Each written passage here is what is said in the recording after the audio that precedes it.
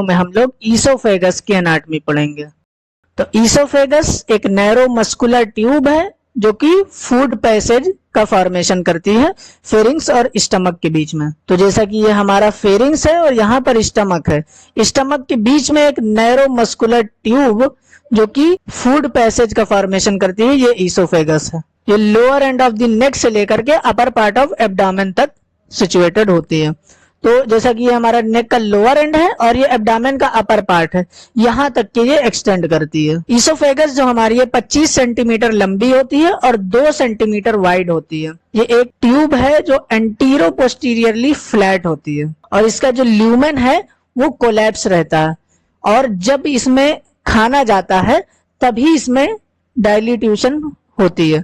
यानी जो हमारा ईसोफेगस है ये हमेशा कोलैप्स रहता है, मगर जब इसके अंदर खाना जाता है या फूड बोलस होता है तब ये डायलेट होता है और फूड पैसेज को अलाउ करता है। तो जो फेरेंजो ईसोफेजियल जंक्शन है ये सबसे नैरोएस्ट पार्ट है पूरे एलिमेंट्री कैनाल का, एक्सेप्ट वर्मीफॉर्म अपेंडिक्स। तो जो हमारा ऊपर फेरिंग्स है और ये ईसोफेगस, इसके बीच का जो जंक्शन है फेरिंजो ईसोफेजियल जंक्शन, ये पूरे एलिमेंट्री कैनाल का सबसे नैरोएस्ट पार्ट है वर्मीफॉर्म अपेंडिक्स को छोड़ करके।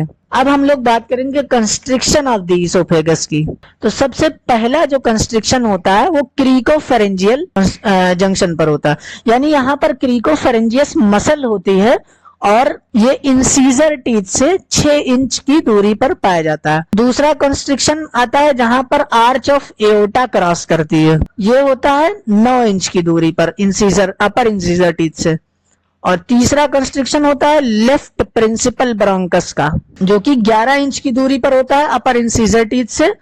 और जो चौथा कंस्ट्रिक्शन होता है वो होता है ईसोफेजियल हियाटस इन द डायफ्राम, यानी डायफ्राम के अंदर जो ईसोफेगस की ओपनिंग होती है वहां पर इसका चौथा कंस्ट्रिक्शन होता है।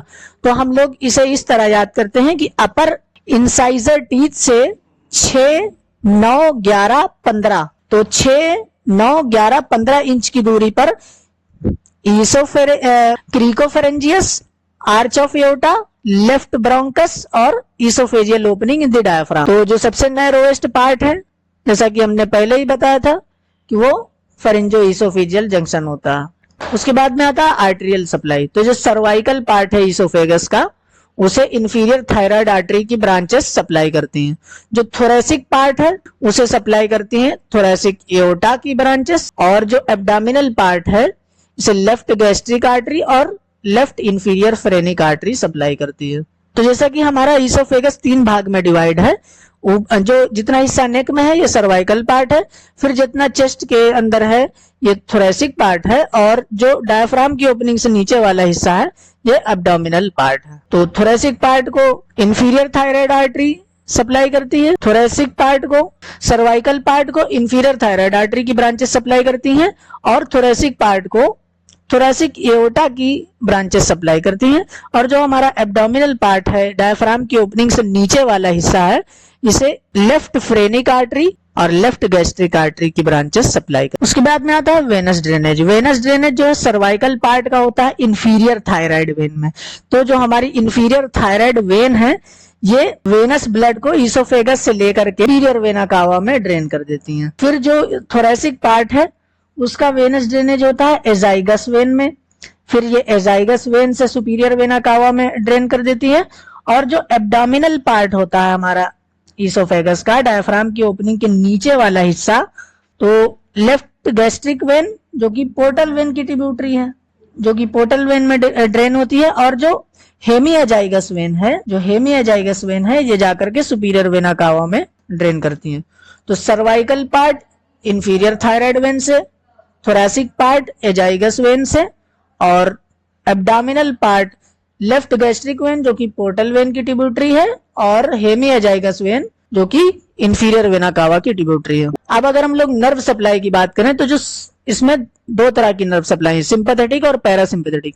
सिंपैथेटिक फाइबर जो है इसके T5 से T9 स्पाइनल सेगमेंट से डिराइव होते हैं, जो कि सेंसरी होते हैं और वैसोमोटर होते हैं, यानी सेंसेशन का काम करते हैं और वेसल्स को डायलेट और कंस्ट्रिक्ट करने का काम करते हैं। पैरासिम्पैथेटिक फाइबर जो है ये वेगस नर्व से डिराइव होते हैं और रिकरेंट लरिंजियल नर्व से, जो कि सेंसरी होती है, मोटर होती है और सिक्रीटो मोटर। सेंसरी यानी सेंसेशन का काम करते हैं, मोटर यानी मूवमेंट करवाते हैं, और सिक्रीटो मोटर यानी सिक्रेशन को भी कंट्रोल करते हैं।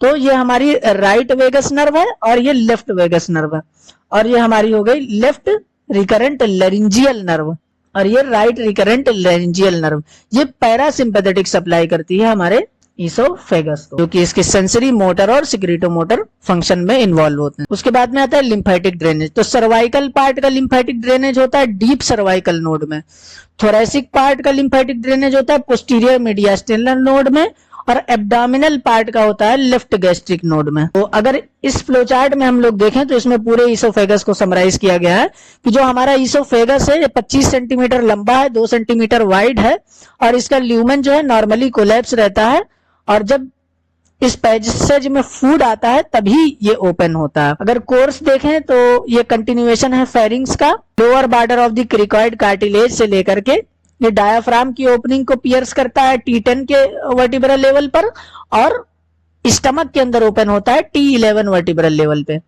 इसमें 2 कर्वेचर पाए जाते हैं, एक एंटीरो पोस्टीरियर कर्वेचर और एक लेफ्ट कर्वेचर। 4 कंस्ट्रिक्शन है फेरिंजो ईसोफेजियल जंक्शन पर, जहां पर फेरिंग्स और ईसोफेगस का junction crossing of the arch of aorta.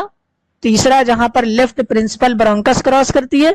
चौथा जहां पर ये डायाफ्राम को पियर्स करके एब्डोमेन में एंटर करता है। ब्लड सप्लाई की अगर बात करें तो आर्टेरियल सप्लाई करती है inferior thyroid artery, cervical part. फिर जो थोरेसिक पार्ट होता है उसका ईसोफेजियल ब्रांचेस होती हैं थोरेसिक एओर्टा की, वो सप्लाई करती हैं, और जो इसका एब्डोमिनल पार्ट होता है उसमें लेफ्ट गैस्ट्रिक आर्टरी और फ्रेनिक आर्टरी सप्लाई करती हैं। अगर वेनस ड्रेनेज देखें तो सर्वाइकल पार्ट में वेनस ड्रेनेज करती है इंफीरियर थायराइड वेन, और थोरेसिक पार्ट में एजाइगस वेन, और एब्डोमिनल पार्ट में हेमी एजाइगस वेन जो कि इंफीरियर वेना कावा की ट्रिब्यूटरी है, और लेफ्ट गैस्ट्रिक वेन जो कि पोर्टल वेन की ट्रिब्यूटरी है। अगर क्लिनिकल्स में हम लोग देखें तो ईसोफेजियल वेरिसिस, जिसमें जो वेन्स होती हैं ईसोफेगस के अराउंड वो टार्चुअस और डायलेट हो जाती हैं पोर्टल हाइपरटेंशन की वजह से। रिफर्ड पेन होता है ईसोफेगस का, ईसोफेगोस्कोपी यानी ईसोफेगस को स्कोप के कैमरे के जरिए से देखना, ईसो में डिस्फेजिया यानी खाना खाने में दिक्कत होना ईसोफेगस कंप्रेस होने की वजह से। एक अलाजिया कार्डिया क्या है कि लोअर ईसोफेजियल स्फिंक्टर का रिलैक्स नहीं होना। ट्रेको ईसोफेजियल फिस्टुला यानी ट्रेकिया और ईसोफेगस का अनड्यूली सेपरेट हो जाना। तो अगर हम लोग रिलेशंस देखें ईसोफेगस के तो सबसे पहले इसमें आते हैं पोस्टीरियर रिलेशन। पोस्टीरियर रिलेशन में इसके आते हैं thoracic duct, descending thoracic aorta, hemiazygos vein, sympathetic trunk, और लेफ्ट पोस्टीरियर इंटरकॉस्टल आर्टरी और राइट पोस्टीरियर इंटरकॉस्टल आर्टरी। अगर एंटीरियर में देखें तो trachea, right pulmonary artery, left bronchus, pericardium with left atrium और डायफ्राम। तो एंटीरियर में इसके ट्रेकिया आ गया, इधर ब्रेकियोसेफेलिक ट्रंक आ गई, एंटीरियर में आ गया इसके डायफ्राम, और जो हमारा लेफ्ट प्रिंसिपल ब्रोंकस है ये इस ईसोफेगस के एंटीरियर में आ गया। पोस्टीरियर में vertebral column, right posterior intercostal artery, thoracic duct, azygos vein जो कि terminal part of the hemiazygos vein होती है, फिर thoracic aorta, right pleural recess और डायफ्राम, ये सारा का सारा आ गया पोस्टीरियर। तो अगर हम लोग पोस्टीरियर में देखें तो ये इसके वर्टिब्रल कॉलम आ जाते हैं, डिसेंडिंग थोरेसिक एओर्टा आ जाती है, और यहाँ पर पोस्टीरियर इंटरकास्टल आर्टरीज भी आ जाती हैं, thoracic duct, azygos vein, hemiazygos vein, descending thoracic aorta. अगर राइट में देखें तो राइट लंग और प्लूरा, एजाइगस वेन और राइट वेगस। तो राइट रिलेशन में अगर हम लोग ईसोफेगस के जाएं तो ये राइट वेगस हो गई,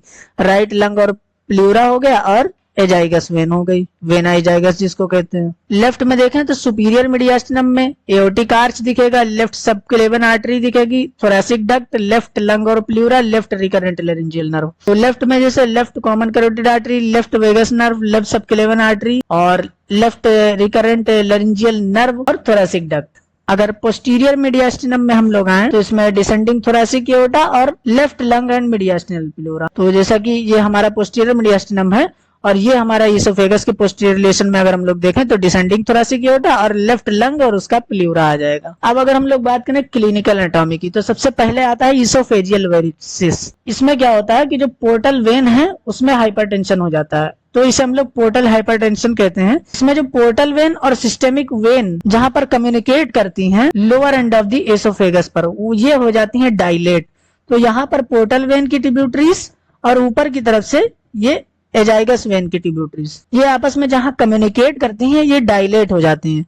फिर इसी डायलेटेशन को हम लोग इसोफेजियल वेरिसिस कहते हैं। तो अगर ये वेन्स डायलेट हो जाएं और किसी केस में रप्चर हो जाएं तो ये सीवियर हेमेटोमेसिस कॉज करती हैं। हेमेटोमेसिस क्या है कि खून की उल्टी होती है, यानी वोमिटिंग होती है और उसमें ब्लड आता है। तो इसोफेजियल वेरिसिस को हम लोग रेडियोग्राफिकली देख सकते हैं बेरियम सोइलो के थ्रू, और वो एक वार्म लाइक शेडो प्रोड्यूस करते हैं बेरियम सोइलो में। इसोफेजियल वेरिसिस क्या है कि जहां पर पोर्टोकेवल एनास्टमोसिस होता है, यानी पोर्टल वेन और इंफीरियर वेना कावा की वेन्स एनास्टमोसिस करती हैं लोअर एंड ऑफ एसोफेगस पर। उनका अगर डायलेटेशन हो जाता है, डायलेटेशन होने की वजह से पोर्टल हाइपरटेंशन की वजह से उसमें रप्चर हो जाता है।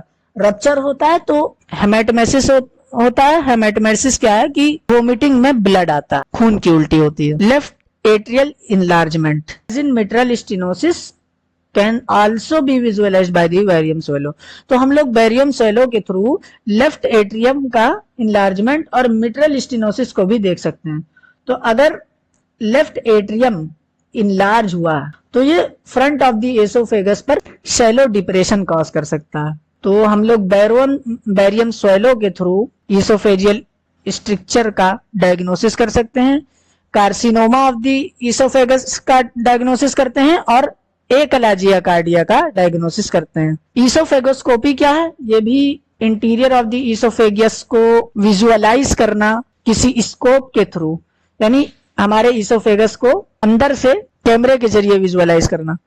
तो जो नॉर्मल इंडिकेशन होता है इसोफेगस का वो ड्यूरिंग इसोफेगोस्कोपी देखा जाता है। फिर आता है ट्रेकियो इसोफेजियल फिस्टुला। जैसा कि अभी हमने बताया था कि इम्प्रॉपर सेपरेशन हो जाती है ट्रेकिया का इसोफेगस से during the development give rise to the tracheo oesophageal fistula. तो यहाँ पर आप लोग देख सकते हैं कि ये हमारी ट्रेकिया है और ये डिस्टल सेगमेंट है इसोफेगस का और ये प्रॉक्सिमल सेगमेंट है। इस तरह से इसका इम्प्रॉपर सेपरेशन हो जाता है।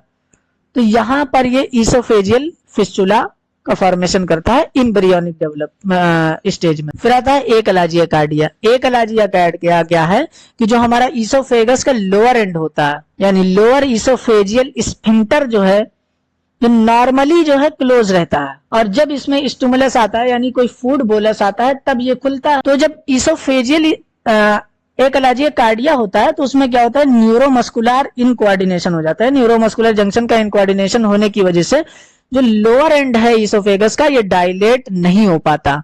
जब इसमें खाना आता है तो ये डायलेट नहीं हो पाता है और अंदर इसके अंदर खाना भर जाता है, फूड एक्यूमुलेट हो जाता है। इस कंडीशन को हम लोग न्यूरोमस्कुलर इनकोऑर्डिनेशन कहते हैं, जिसमें इसोफेगस जो है वो डायलेट नहीं हो पाता है लोअर एंड का। इसी कंडीशन को हम लोग एकलाजिया कार्डिया बोलते हैं। एक congenital absence of the nerve की वजह से हो सकता है जो कि वॉल्व ऑफ एसोफेगस में प्रेजेंट। तो अगर कोई न्यूरोमस्कुलर इनकोऑर्डिनेशन हुआ है तो उस केस में जब हम लोग खाना खाते हैं तो लोअर एंड इसोफेगस का रिलैक्स नहीं होता है, डायलेट नहीं होता है और खाना उसी के अंदर एक्यूमुलेट हो जाता है।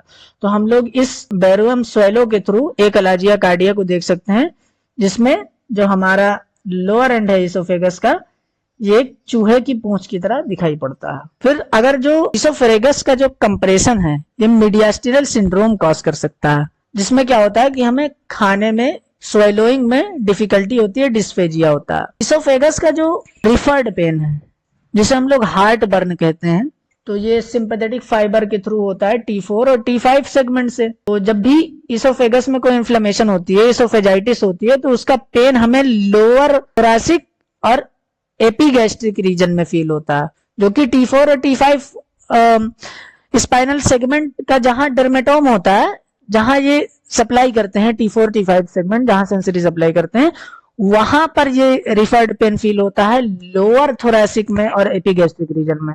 तो इसी वजह से क्या होता है कि हम लोग डिफरेंशिएट नहीं कर पाते हैं कि इसोफेजियल पेन है या एंजाइना पेन है, यानी हार्ट का पेन है या इसोफेगस का पेन है, हम लोग डिफरेंशिएट करना थोड़ा मुश्किल हो जाता है। तो इसोफेगस में कैंसर मोस्टली लोअर पार्ट में पाया जाता है। इसमें क्या होता है कि स्वेलोइंग में डिफिकल्टी पाई जाती है। फिर आता है बैरेट्स ईसोफेगस। तो बैरेट्स ईसोफेगस में क्या होता है, जो लाइनिंग एपिथीलियम है ईसोफेगस की वो स्ट्रिएटेड स्क्वामस से बदल के सिंपल कॉलमनार हो जाती है, उसमें गॉबलेट सेल लग जाते हैं। जो मेन कॉज है बैरेट का वो गर्ड है, जो कि एक प्री कैंसरस कंडीशन होती है। तो गर्ड एक प्री कैंसरस कंडीशन है जिसमें ईसोफेगस की जो लाइनिंग एपिथीलियम है, हम लोग जानते हैं स्ट्रिएटेड स्क्वामस एपिथीलियम है, वो हट जाती है और सिंपल कॉलमनार एपिथीलियम आ जाती है गॉबलेट सेल के साथ में। इसे हम लोग बैरेट्स ईसोफेगस कहते हैं। तो ये थी हमारी ईसोफेगस की एनाटॉमी और उसके क्लिनिकल कोरिलेशंस। Thank you.